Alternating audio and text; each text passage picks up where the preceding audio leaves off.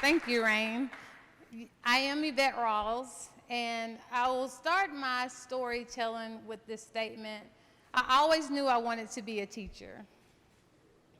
I remember in second grade, it was coming to the close of a school year, and the teacher was cleaning out, preparing to clean out the classroom to, shut down for the year before the next school year came about. And I was the student that said, can I have all of that? Because I want to take it home, and I want to teach my imaginary class. I still remember my imaginary students. I still remember teaching from a place of, you have to learn this, because if you learn this, you're going to be a great adult. And I find myself still saying the same thing almost 30-something years later. So as time went on, when I became 13, I began to volunteer at the Boys and Girls Club. And this came by the way of my mom, who was volunteering at the Boys and Girls Club, and some younger children needed help with their homework. And I said, oh my gosh, yes, I'll help. I was just so eager, because the thing was, I always knew I wanted to be a teacher. So my dream came about. I went off to college. I actually didn't go to school to be a teacher, which was interesting. I actually went, and my degree was history and political science. I was a double major. I had this idea that I was going to become a historian, and then I was going to work for the government, because at that time I was a military spouse. I got my internship at the Special Forces Museum. I was on this right path, right? I was like, this is it. And then I'm going to be a college professor, I'm going to do it this way. And it's funny how life happens and how things are designed, and you may not even know that you're following the path that you didn't design. So I was applying for all these jobs with the government, and nothing was happening. And I was thinking, because of my connections with the military, they were going to be like, you're a military spouse, you'll get this job, because people were telling me there were openings at the museum. It didn't happen. It was July. I graduated in May, and I was like, I have to find a job. Oh my gosh, what's going on? I began to work in the daycare. Working in the daycare, I always was able to create these relationships with kids. That was natural. Like, I knew how to, build them up, and I knew how to make them feel that they were at the place that they had multiple ways to be successful. That was natural for me. However, someone reached out to me and said, do you want to be a teacher? And I said, no, no, I don't think so. And my mom said, I think you do want to be a teacher. I think you should go and apply for this position. I applied for the position, and I was given a job in special education. I was 21, getting ready to turn 22.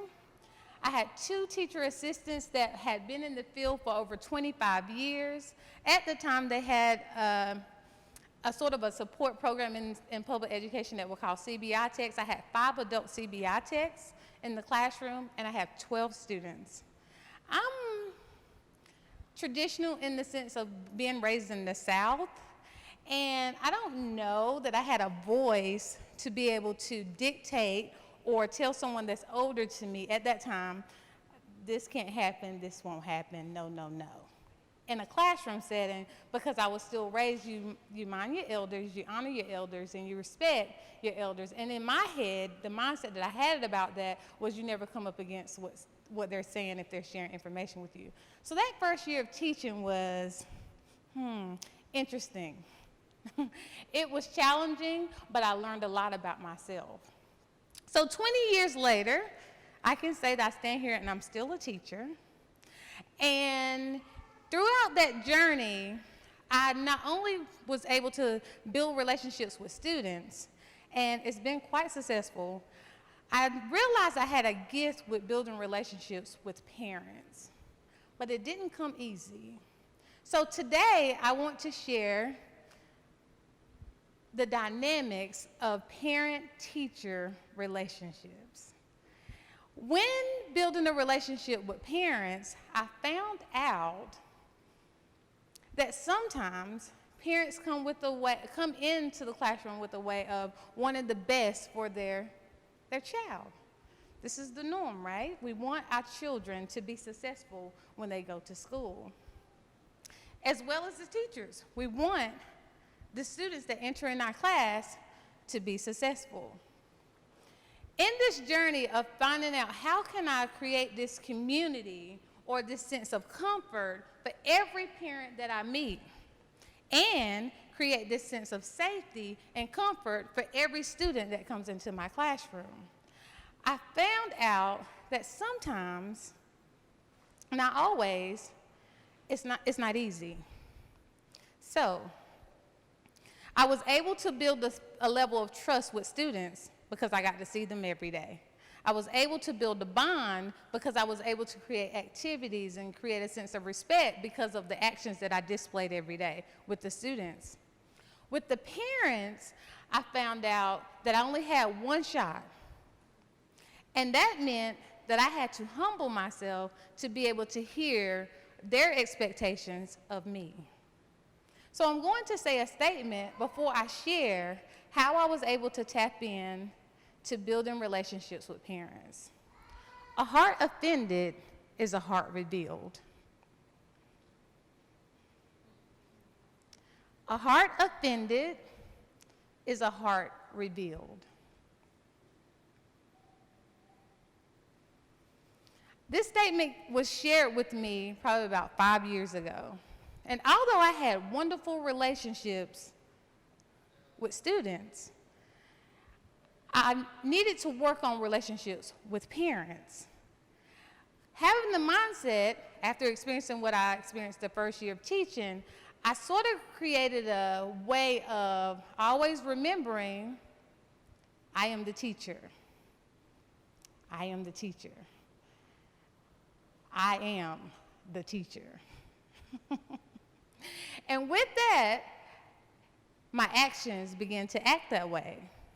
So although a teacher comes in and their mindset is, I want success for students, I want success for students, I want success for students, sometimes it's singular. And you're not thinking about the partnerships or the team that needs to be developed to have a full, successful learning experience for the child, individually, not collectively. So, a heart offended is a heart revealed. 2016, I lost my mom. It shook my world. As I was preparing for my mom's homegoing service, I received a text. Because I had mastered this way of building relationship with parents, whether I taught the student or not, I received a text that said, "Are you coming to work today? We have a situation." This text came when I was actually in the funeral home from my principal. Immediately, it wasn't even a second, I heard the statement, "A heart offended is a heart revealed." The root of this statement for me was ego. If I operated out of my ego, then I would have reacted to what was asked of me. But because I understood the role of the principal and her job, I knew it was nothing for me to be offended of. I didn't need to be offended. I didn't need to defend anything. She looked at me as being a solution to a problem. I can handle a problem with a parent that, for whatever reason, other people couldn't handle, and she didn't think of the things that probably, well, definitely were on my mind in that moment. She just thought, "Are you coming to work today?" I responded from a place of love and said, "Not today. I'm actually getting some items to say goodbye to my mom. What is it that you need?" I never shared it with my siblings. Well, they know the story now, but at the moment, during the time, I never shared it with my siblings. I never shared it with everything else that was going on. It was probably 2 years later that I began to talk about it. And what I found out in that moment is that I mastered something that I struggled with years ago when I was in a place that was so low that I didn't think that I would be able to operate at a high vibration. And what all of that came to was, although that I should have been broken and crushed, and I had all the right reasons to have a reaction, because my core was love, I was able to respond to her in love, which helped me get to a place that when it was time to build relationships with parents, not in that moment, but helped me understand that when it was time to build relationships with parents, that I was able to always operate out of love. So when people would say, how are you able to get her to see that? I've been talking to her for like 6 months. I say, well, did you listen to the heart of the person? Did you hear what she was saying when she was talking? Not the words that's coming out her mouth, not the reactions that she's giving you. Did you listen to her heart? How do you listen to someone's heart? Usually, it comes from listening to how they are reacting to whatever is going on. And people do respond too. I don't want to say everybody's just a reactor. No, that wouldn't be fair.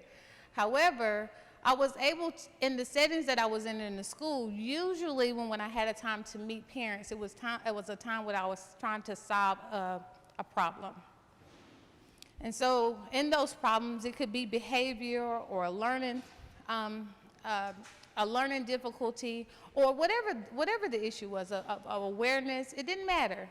I was able to say, when this parent comes in here, my goal is to listen to the heart of the parent.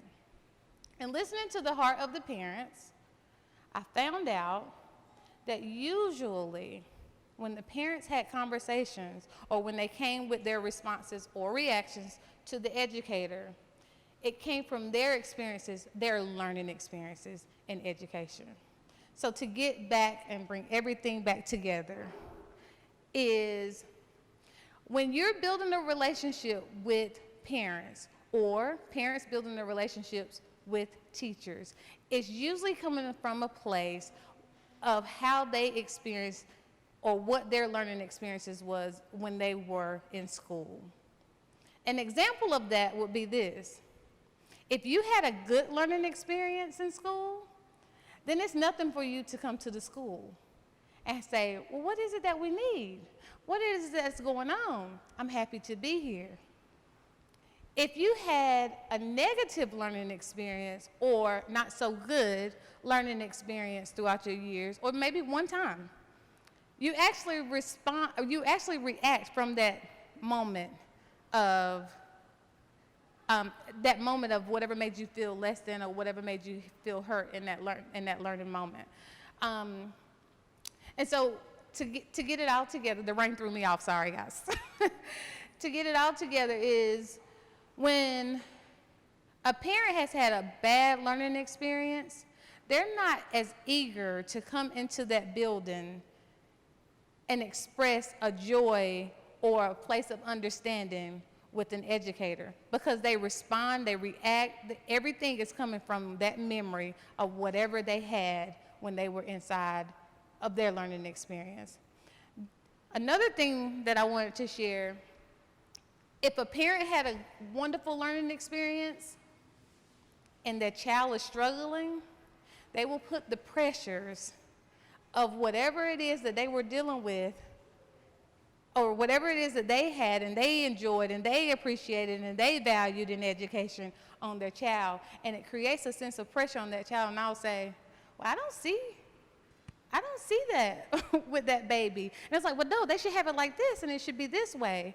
And I was like, that's not how they learn. They learn differently. Your baby is actually, and I call all my students babies. Your baby is actually learning in a different way and learning this way, and they're doing wonderful. And I dare not share names, but I had a situation where a parent was trying to diagnose their child with something because they were not learning as fast as what they thought. And I shared and I said,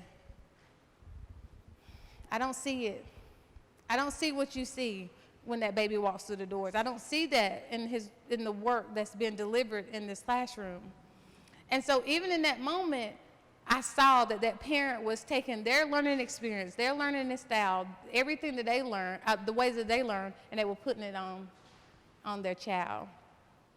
So when Rain asked me, he said, well, tell me a little bit more about what you do, and so we can get you to share a story. I immediately thought about a heart offended is a heart revealed. A heart offended is a heart revealed. Because sometimes as parents or teachers, if something is not going the way that we desire it to go in that moment, we get offended.